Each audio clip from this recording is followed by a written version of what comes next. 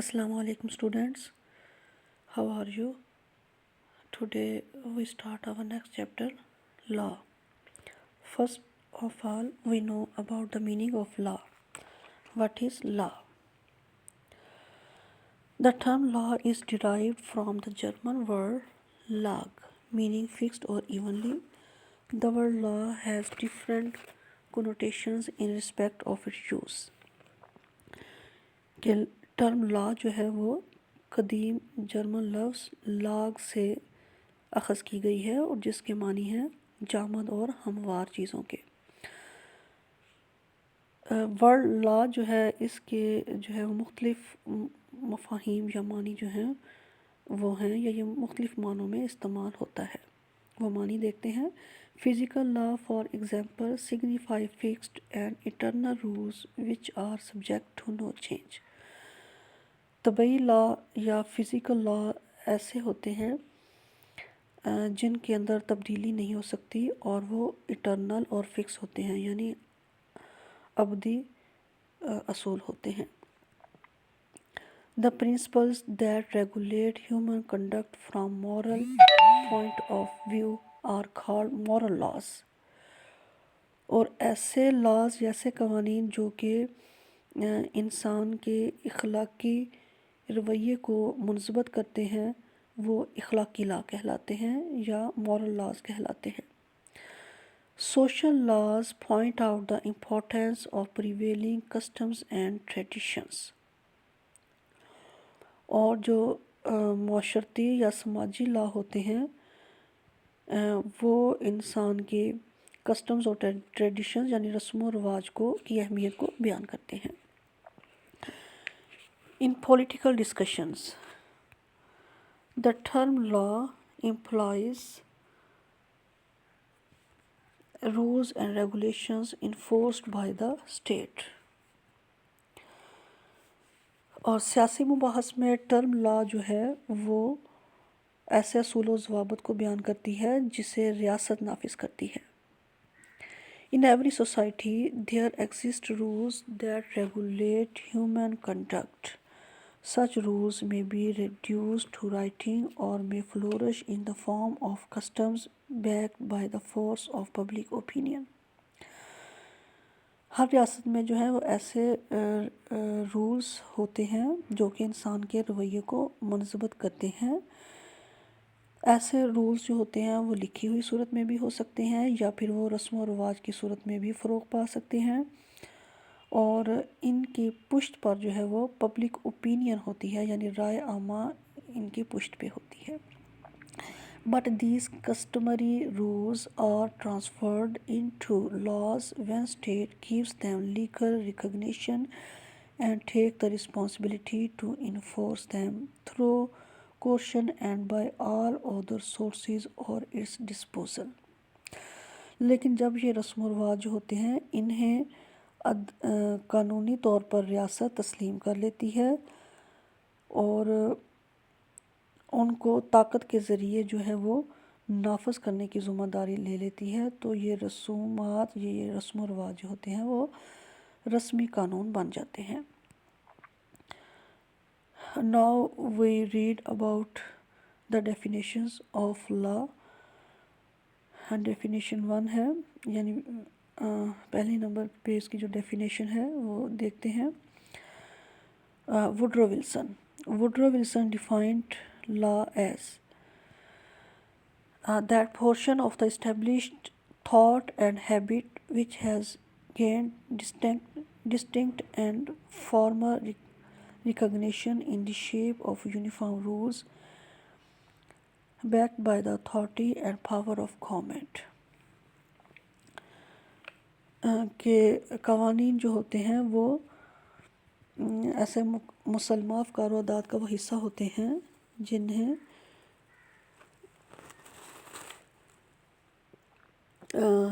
قواعد کی صورت میں باقاعدہ تسلیم کر لیا گیا ہو اور جسے حکومت اپنے اختیارات کے ذریعے نافذ کرے.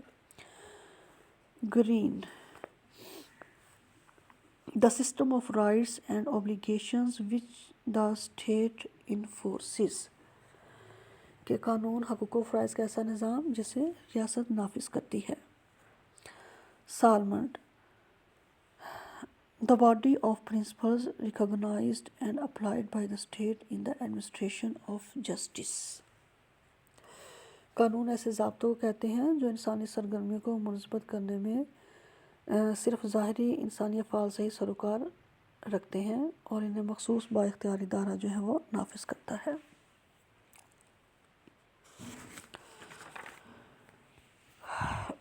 We study the next topic, sources of law.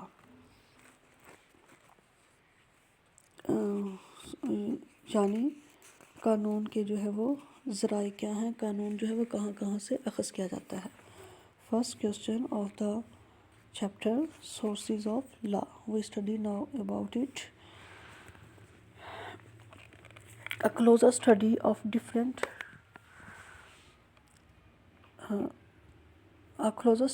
different concepts regarding the content of law reveals that the external and final source of law is the state, whereas law takes raw material from different sources. Now we will discuss the sources that affect the development of law.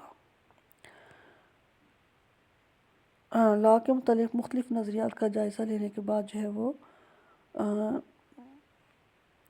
یہ سامنے آتا ہے، یہ closer study سامنے آتی ہے کہ جو ہے لا کا ابدی اور آخری ذریعہ جو ہے وہ اسٹیٹ ہے.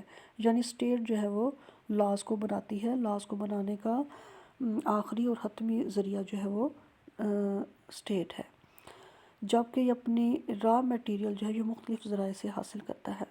اب ہم ان ذرائع کا جائزہ لیں گے جو کہ لا کی ڈیولپمنٹ پر اثر انداز ہوتے ہیں.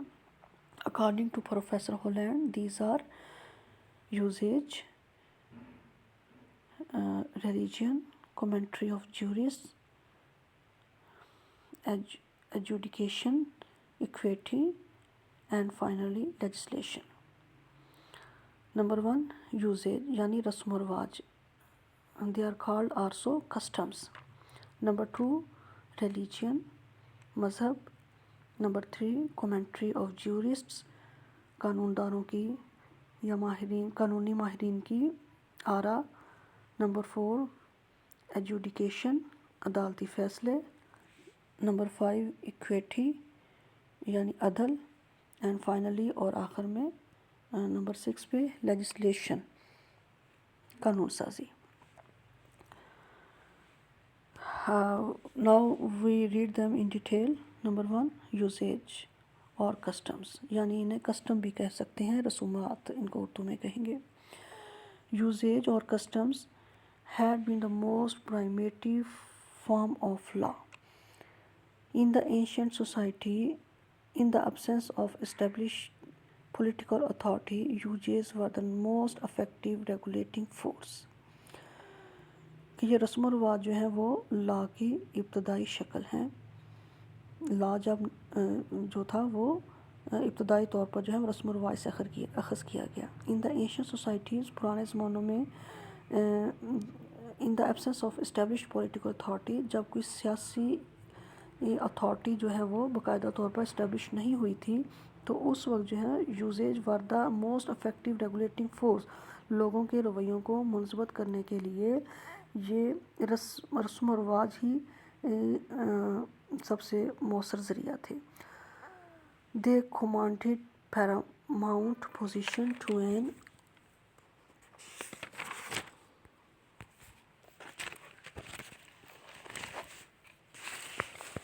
extent that even the absolute rulers could not dare to violate. ان کا بہت زیادہ ادب اور عزت اور احترام کیا جاتا تھا ان رسم و رواج کا، اور یہاں تک کہ جو رولرز ہوتے تھے، حکمران ہوتے تھے، وہ بھی ان کے خلاف جانے کی جرات نہیں کر سکتے ہوتے تھے. These usages are not made consciously by any authority. They have rather an evolutionary and spontaneous growth. کہ یہ رسم و رواج جو ہے ان کو شعوری طور پر جو ہے وہ کسی اتھارٹی نے نہیں بنایا، یعنی جان بوجھ کے کسی نے شعوری طور پہ نہیں بنایا، بلکہ ان کا ارتقاء ہوا ہے اور ان کی مسلسل نشو و نما ہوئی ہے۔ With the passage of time, these usages become so deeply rooted and highly respected that most of the social and economic relations are regulated by them۔ کہ پھر وقت گزرنے کے ساتھ ساتھ یہ رسم و رواج ان کی جڑیں اتنی مضبوط ہو گئی اور ان کی اتنی عزت اور احترام ان کا ہونے لگا کہ انہوں نے جو ہے زندگی کے بہت سارے سوشل اور اکنامک ریلیشنز جو تھے انہوں نے منضبط کرنا شروع کر دیے۔ The sanction behind the usage is the force of public opinion and the general impression that they aim at the betterment of the people۔ اب ان رسم و رواج کے پس پشت یا پیچھے جو ہے وہ رائے عامہ کی قوت ہوتی تھی، اور عمومی نظریہ یہ تھا کہ یہ یوزیز یا کسٹمز جو ہیں وہ لوگوں کی فلاح و بہبود کے لیے ہیں، اس لیے عوام ان پہ عمل کرتے ہیں۔ Such usages as have been in practice for a long time are generally given legal recognition by the state۔ اور ایسے رسم و رواج جن پر جو ہے وہ لمبے عرصے تک عمل ہوتا رہا ہو تو پھر ریاست جو ہوتی ہے ان کو قانونی طور پہ تسلیم کر لیتی ہے۔ The laws having a linkage with the cultural heritage of a society command maximum obedience on the part of the people and thereby promoting healthy collaboration between social and legal action۔ ایسے قوانین جن کا جو ہے وہ cultural heritage یعنی سیاسی یا ثقافتی ورثہ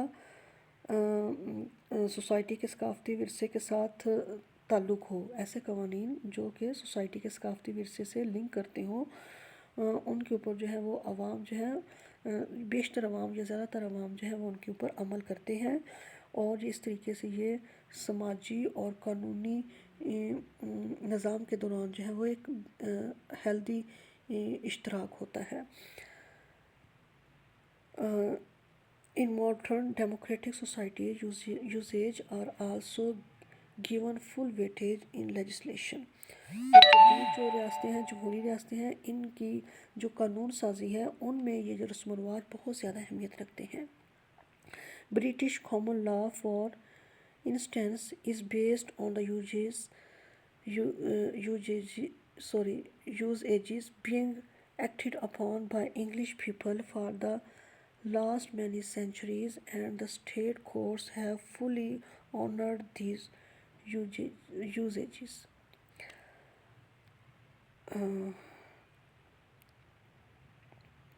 جو برطانیہ کا رسمی قانون ہے اس میں جو ہے بہت ساری پچھلی کئی صدیوں سے جو انگلش پیپل ہیں یا برطانیہ کے لوگ ہیں ان رسم و رواج کے اوپر جو ہے وہ عمل کرتے چلے آ رہے ہیں، اور ان کی جو عدالتیں ہیں وہ بھی ان رسم و رواج کو بہت زیادہ جو ہے وہ اہمیت دیتی ہیں۔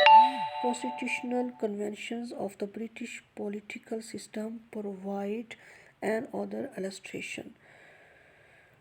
اور یہ رسم و رواج جو آئینی رسم و رواج ہیں، کانسٹیٹیوشنل کنونشنز یعنی آئینی رسم و رواج آف برٹش پولیٹیکل سسٹم یعنی برطانوی سیاسی نظام میں جو